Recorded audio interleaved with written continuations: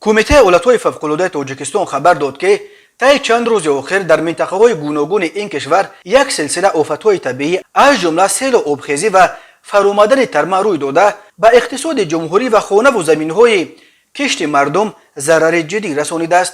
از جمله روز 13 مارس سال روان تخمیناً ساعت 23:10 از سبب باریدن باران شدید سطح آب سیلروهای اشسای و پونوکسای بلند گردیده به کانال فرغانه موضع کوسگل محله ینگ آباد جماعت دهات آریون سیلاب سر و زیر شد. سیل به 18 اولی و 2 خانه استقامتی ساکنان محله مذکور اینچنین به حوله مؤسسه های تحصیلات میانه عمومی رقم 67 و تقریباً 70 گکتار زمین کشاورزی وارد شد و ضرر رساند. با استفاده از 4 عدد تکنیک های مهندسی محل کانال فرغانه را از لایقه تازه نمودند. این زمان کمیسیه های ایالت فوق‌العاده نویه در جای حادثه فعالیت دارد. همچنین روزهای 12 و 13 مارس سال 2022 در جماعت دهات به نام رجبوف دهه گلتپه موضع پاجه شام نویه واسع ولایت ختلان در نتیجه بارش باران زیاد سطح آب دریای یوغسو بلند شد و 850 متر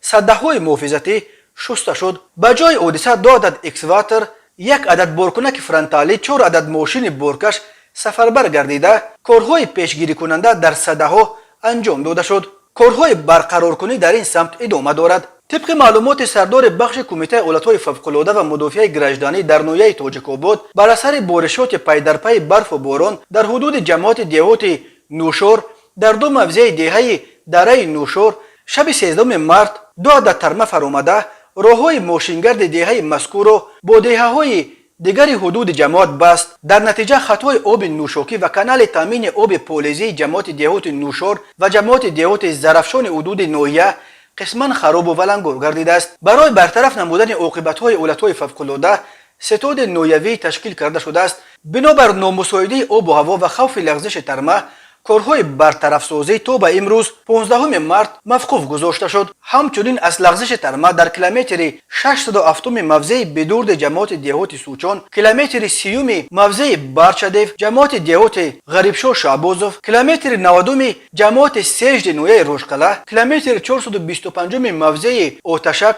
جماعت وادخود نویه ونج، کیلومتر 550 موضع جماعت دهات عبدالواسیف نویه روشان خبر داده می شود. روز 14 مارس سال 2022 تخمیناً ساعت 12:32 در کیلومتر 443 دهه خیخیک جماعت دهات یزگلام سنگچرخه فرآمده راه اتومبیلگرد اهمیت بین المللی داشته سمت دوشنبه دروازه خوروغ موقتا بسته گردید. برای تازه کردن راه 1 عدد تکنیک مهندسی افتاگریدر سفربر گردیده ساعت 14:25 راههای مذکور در این موضع باز شد.